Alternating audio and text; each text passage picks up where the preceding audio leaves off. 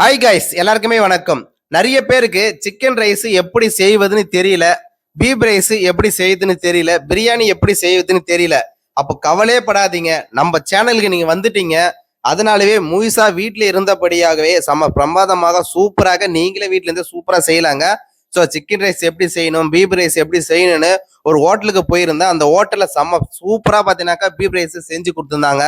அதனாலவே அந்த beef rice கடைக்கு போய் நின்று அவங்க எப்படிலாம் செய்யறாங்கன்னு பார்த்து பார்த்தீங்கன்னா வீடியோவா போட்டிருக்கேன். அவங்க என்னென்னலாம் போடுறாங்கன்றது நல்லா தெரிஞ்சுக்குங்க. அதை போட்டு உங்க வீட்டில் நீங்க செஞ்சு பாருங்க, அவ்வளோ சூப்பரா பிரமாதமா இருக்கும். நான் அந்த ஹோட்டல்ல ஒரு முறை இல்லைங்க, பல முறை போய் அந்த ஹோட்டல்ல சாப்பிட்ருக்கேன். அவ்வளோ அழகா சூப்பரா போட்டு கொடுப்பாரு. ஒரு முறை போயிட்டேன்னா போதும், நீங்க அதுக்கப்புறம் அதே ஹோட்டல தான் கண்டினியூஸாவே போவீங்க. அப்படி இல்லைன்னா அந்த வீடியோவை பார்த்துட்டு நீங்க வீட்டிலே செஞ்சு தினைக்கும் அங்கேயே சாப்பிட ஆரம்பிச்சிருவீங்க. அந்த அளவுக்கு சூப்பரா போட்டு கொடுக்குறாரு. ஏன் இது நான் கண்டிப்பா இந்த ஹோட்டலுக்கு போங்கன்னு சொல்றேனாக்கா, நிறைய ஹோட்டலுங்க சிக்கன் ரைஸும் நல்லா இல்ல, பீஃப் ரைஸும் நல்லா இல்ல. சரி, காசு தான் நம்ம கொடுக்குறோம், அதுக்கு தகுந்த மாதிரி சிக்கனாவது இருக்கா, பீஃப் ரைஸாவது இருக்கா என்ன பார்த்தோன்னாக்கா பீஸும் அந்த அளவுக்கு இருக்காது, ரைஸும் பார்த்தோன்னா கொஞ்சமா போட்டு கொடுப்பானுங்க, ரேட்டு மட்டும் பார்த்தோன்னா அதிகமா சொல்லுவானுங்க. நம்ம சிக்கன் ரைஸ் கேட்டா எக் ரைஸ் போட்டு வந்து கொடுப்பானுங்க. நம்ம கேள்வி கேட்போம், ஏன்பா என்னப்பா நான் உன்னோட சிக்கன் ரைஸ் தான் நான் சொன்னேன், நீ என்னப்பா வெறும் எக் ரைஸ் வந்து போட்டு வந்து கொடுத்துருனாக்கா, இது தாங்க சிக்கன் ரைஸ்ன்னு சொல்லுவாங்க. வெறும் மாவா இருக்கும், அந்த மாவை கட் பண்ணி சிக்கன் ரைஸ் நமக்கு போட்டு கொடுப்பாங்க. நிறைய ஹோட்டல்ல இந்த தப்பு கண்டிப்பா நடந்துகிட்டே இருக்கு நண்டி. எந்த ஒரு ஹோட்டல்லையும் பார்த்தீங்கன்னாக்கா நல்லா செம்ம பிரம்மாண்டமாக வெறும் கறி மட்டுமே போட்டு பார்த்தீங்கன்னா நம்ம கிட்ட கொடுக்கறது இல்ல, மாவை கொட்டிடுறானுங்க. அந்த மாவு கொட்டிட்டு அதை கட் பண்ணி பார்த்தோன்னாக்கா பீஃப் ரைஸ் கூட சிக்கன் ரைஸ் கூட கலந்துடுறானுங்க.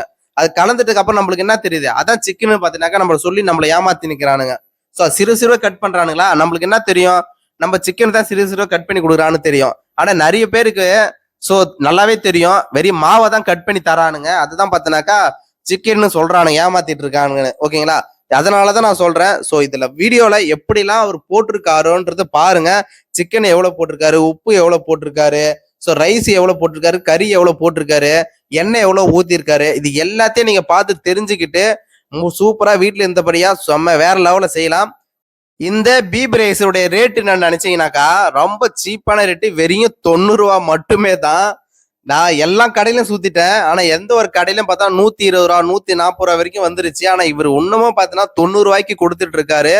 ரொம்ப சீப்பான ரேட்டுங்க, செம்ம அழகா சாப்பிட்டுக்கிட்டே இருக்கலாம். ஸோ நம்ம ஊர்ல இருந்து யாரா ஃப்ரெண்ட்ஸ் வந்தா கூட நான் இந்த கடைக்கு தான் கூட்டு போவேன். இந்த கடையில தான் பார்த்தீங்கன்னா போட்டு கொடுக்க சொல்லுவாங்க.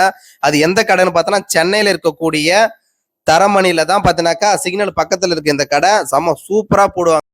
ஓகே, பீப் ரைஸ் ரெடி ஆயிருச்சு, செம்ம பிரமாதமா சூப்பரா இருக்கு. அதை சாப்பிட்டா ருசி பார்த்தோன்னா அந்த அளவுக்கு வேற அளவு இருக்குங்க.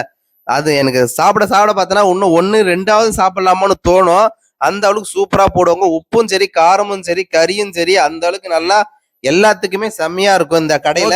பீப் ரைஸ் எப்படி செய்யறது, சிக்கன் ரைஸ் எப்படி செய்யறதுன்றது இப்ப தெரிஞ்சுட்டு இருப்பீங்க. உங்க வீட்டுல இதே மாதிரி செஞ்சு தினைக்கும் சாப்பிடுங்க, செம்ம சூப்பரா இருக்கும், செலவும் மிச்சமா இருக்கும்.